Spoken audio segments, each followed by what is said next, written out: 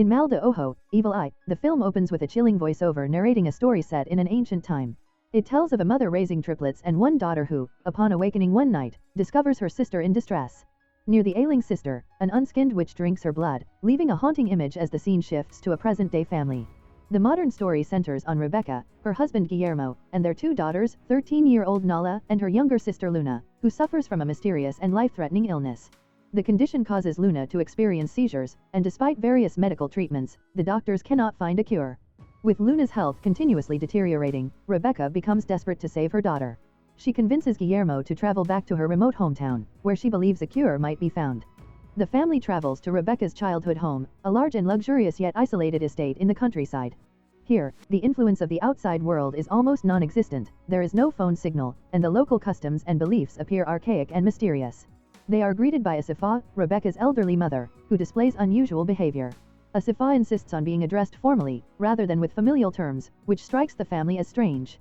Nala struggles to connect with her grandmother and begins to notice odd occurrences around the house. She overhears Asifa and Rebecca discussing something cryptic, hinting at a plan to cure Luna that Rebecca reluctantly agrees to. Nala becomes suspicious of her grandmother's true intentions, especially as she continues to observe Asifa's strange rituals and peculiarities. The tension in the household escalates when Nala, in an attempt to bond with Luna, shares a local legend she learns about from one of the housemaids. The tale revolves around three sisters who were witches. According to the legend, witches could stay young by consuming the blood of children.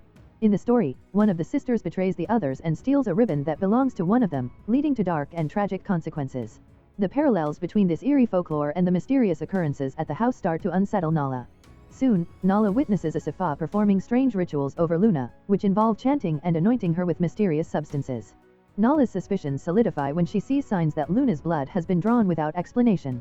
The young girl becomes increasingly convinced that her grandmother is a witch, using Luna's illness for some sinister purpose.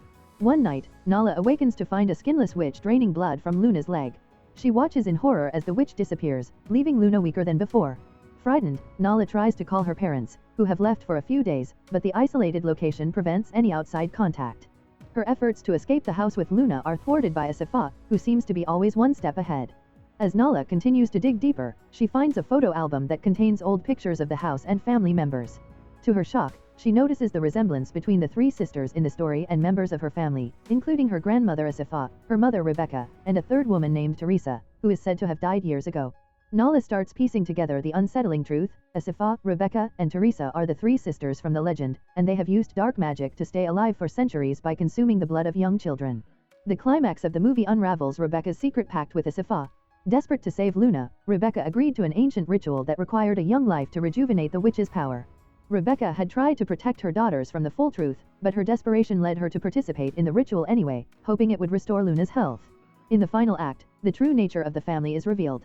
Asifa, the most powerful of the sisters, had maintained her youth through black magic and the blood of children, manipulating Rebecca into following in her footsteps. It becomes clear that Rebecca was also entangled in the dark arts, though she had struggled with guilt over the lives lost to keep herself young. Teresa, the third sister, had died because of her refusal to continue with the evil practices, leaving Asifa and Rebecca to carry on the witchcraft. Nala takes it upon herself to save Luna and end the cycle of bloodshed.